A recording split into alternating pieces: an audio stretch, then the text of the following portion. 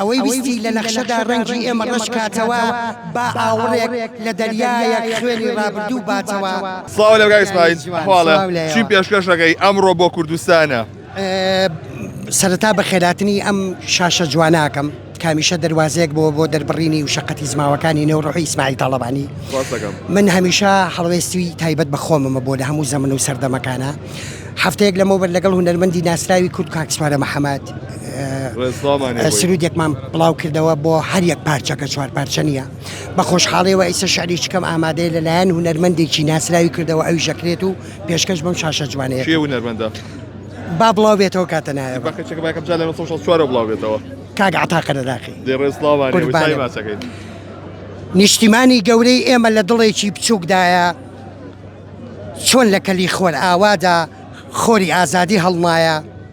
ئەوەی ویستی لە نەخشەدا ڕەنگی ئێمە ڕەش کاتەوە با ئاوڕێک لە دەریایەک خوێنی ڕابردوو باتەوە. بڕینی کەزەی کیژی کورد بەرخودان کاڵ ناکاتەوە. بانگی یەکبوون و پێشڕەوە هەرگیز ئاور ناداتەوە. ئەوەی دڵی هەمومانی بەم عیشقەوە گرێداوە ئیرادەی بەرز و پیرۆزە لە هەمبەر ئێوە وەستاوە. دەنگی ڕەوای ورد و درشت کە ئێستا تێکەڵی هەورە نمەی بارانی چاوێکە کە پڕ لە ئازار و جەورە. هەتا هەناسە لە ناخی مرۆڤی کووردا بمێنێ هیچمان شێتی نەیارێکی سەرزەوی نامان ترسێنێ.